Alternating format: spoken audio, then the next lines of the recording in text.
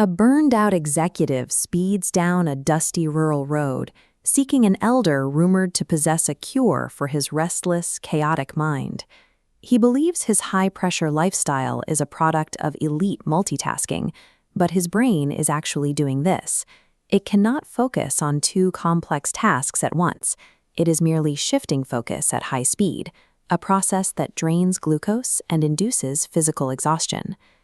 When he finally meets the elder, the executive immediately begins listing his credentials, boasting about his knowledge of stress management and high-level mindfulness. This display is a classic example of the Dunning-Kruger effect.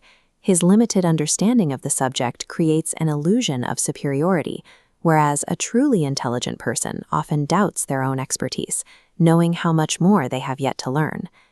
Behind the suit and claims of success, the executive is using his status as a defense mechanism to hide a total lack of internal control. The elder offers no rebuttal. He simply maintains steady, unbroken eye contact in absolute silence. Silence creates a social void that most people find intolerable.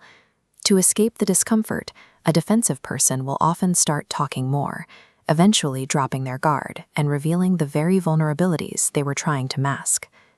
Exhausted by the lack of conflict, the executive finally goes quiet. The elder reaches out and offers him a simple piece of bread. Sharing a meal triggers a primal evolutionary response. It signals to the nervous system that the environment is safe, which instantly lowers interpersonal aggression and calms the body's stress response. The elder isn't performing a miracle. He is aligning his actions with the biological triggers that dictate how humans respond to one another. The next morning, the elder begins his day by sitting still in the direct morning sunlight.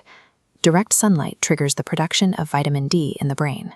This acts as a mood stabilizer, preventing depressive symptoms by regulating pleasurably charged hormones. Later, as he moves to physical labor in the garden, the elder begins singing to himself.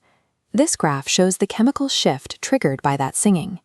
As oxytocin levels spike to promote relaxation, cortisol levels drop, actively lowering his heart rate and reducing systemic stress. Throughout the rest of the afternoon, the elder is careful about the music he allows into his space.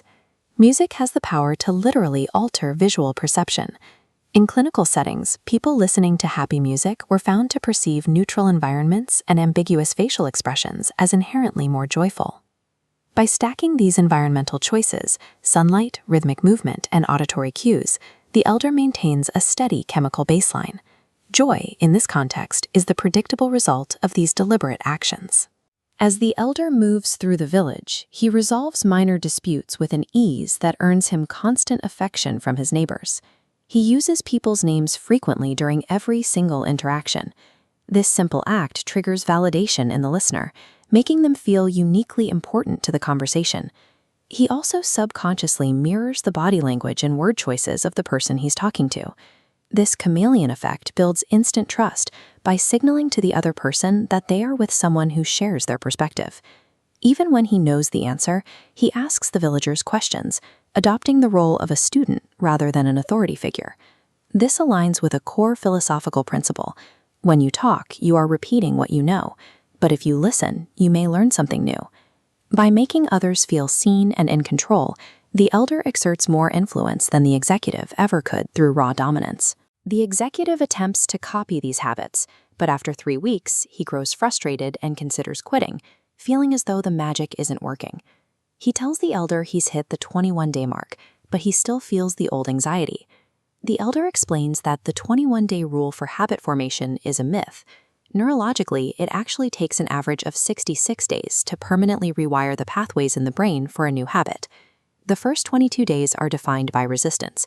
The brain is literally fighting the change, which makes the new routine feel physically and mentally uncomfortable. The next 22 days are the most difficult. Progress is messy and unpredictable, leading most people to quit because they feel they are failing, even as their brain is in the middle of a transition. Only in the final 22 days does momentum take over. The habit integrates into the subconscious, becoming a natural, effortless part of the daily routine. The life the executive envies isn't something he can buy. It is the biological reward for those who stop trying to dominate their surroundings and start working within the functional principles of their own psychology.